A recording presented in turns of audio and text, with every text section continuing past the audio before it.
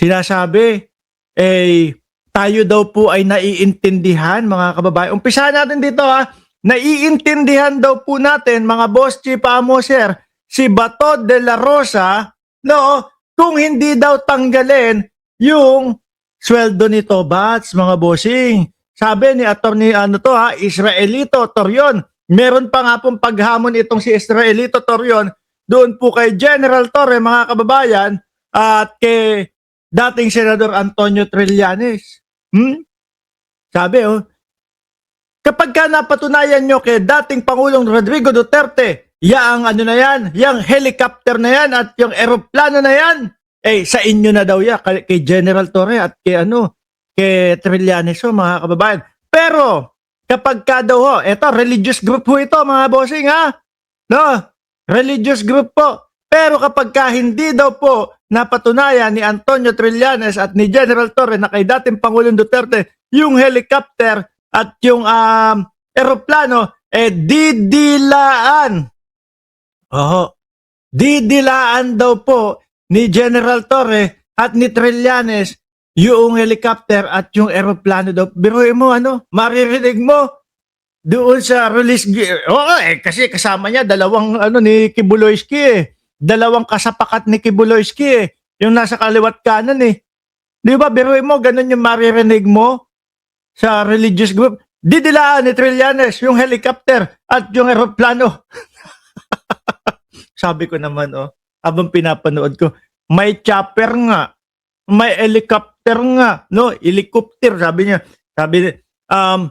Yung helicopter at saka yung eroplano, pag hindi napatunayan, didilaan ni Trillanes. Sabi ko, meron niyang helicopter, meron niyang eroplano, nakakulong naman parehos yung gagamit, ay wala din.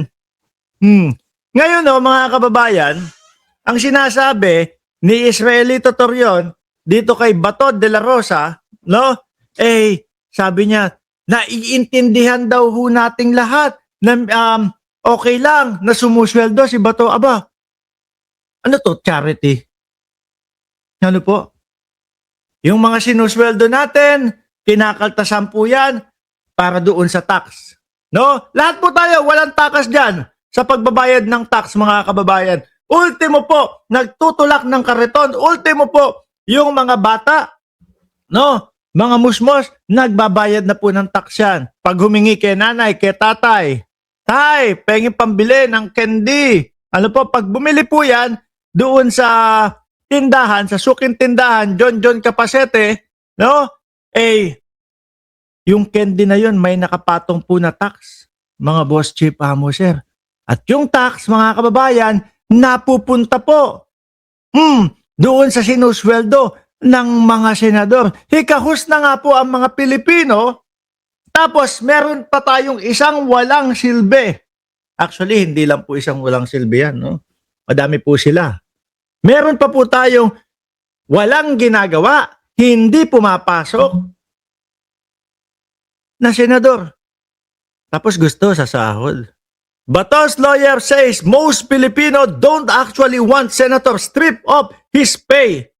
Ako po, gusto ko tanggalin muna yung kanyang sweldo hanggat hindi siya pumapasok, mga kababayan. Unfair naman po sa mga kababayan natin yon. Di ba? Tayo, mga simpleng mamamayan po, kapag ka ikaw hindi pumasok, allows bayad. Pagka ikaw hindi pumasok, wala kang kikitain. Kaya yung iba, magkaroon ng lagnat, magkaroon ng sakit, mapilay, pinipilit, pumupwersa na pumasok. Tapos eto, si Bato de la Rosa hindi pumapasok. Bakit? Dahil hanggang ngayon, chismis pa lang din naman po yun. Ano po? Kahit na po nanggaling kay Ombudsman Boying Remulla, nananatiling chismis pa din ho yun, mga kababayan. Diba? Pumapasok dahil sa chismis na meron daw pong aaresto sa kanya. Mga bossing, diba? Sabi ni Marge ng Cereza Force, ang tao nasa loob lang ng tiyan, nagbabayad na ng tax kasi need ng vitamins. Correct ho. Ilang buwan hindi pumapasok, dapat alisin na sa Senate. Dapat naman ho talaga.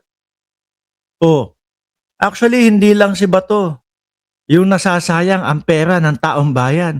Miski po yan kila Bongo, miski yan kila Robin Padilla ho, mga boss chipa mo sir.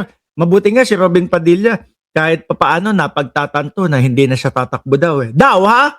Yun yung sabi niya sa susunod na eleksyon. Kasi bakit? Ano po ba ang nangyari? 'Di ba?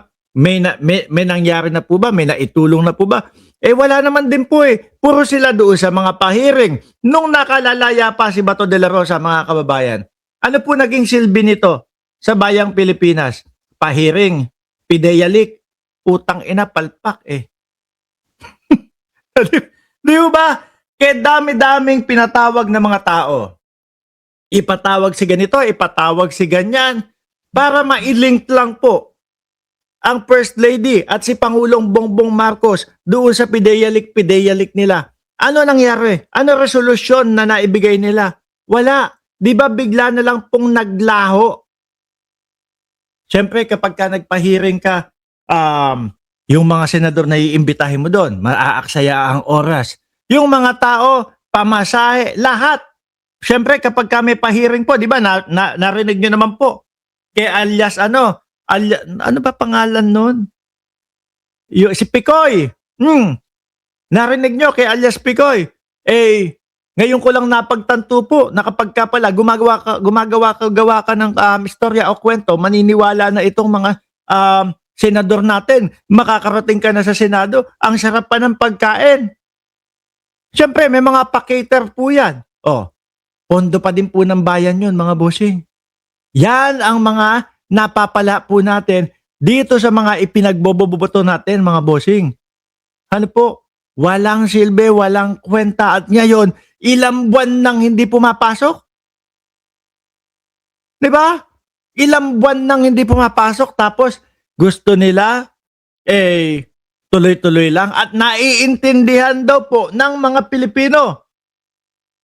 Kung okay lang daw po na sumweldo si Bato, yung mga DDS, putang ina, ikahos na nga yung iba sa inyo. Hindi ko naman kayo hinahamak. Ikahos na yung iba sa inyo. Pagka nagkasakit, walang sweldo. Tapos kayo, okay lang si Bato. Okay lang si Bato de la Rosa. May sweldo. Idol ko yan eh. Diba? Hindi niyo ramdam yung pagiging unfair nila? Di po ba, Emmanuel Bonggao at Carl Espinosa, ako hindi ko nauunawaan si Bato de la Rosa. Ay tatanggap ng sweldo gayong hindi naman pumapasok. Ibig sabihin, no work, no pay. No? May nagawa na siyang batas na napakinabangan. May nagawa ba siyang batas na napakinabangan ng mga tao? Ewan ko dyan. Kadalasan ho, hearing. At alam nyo ho, mga kababayan,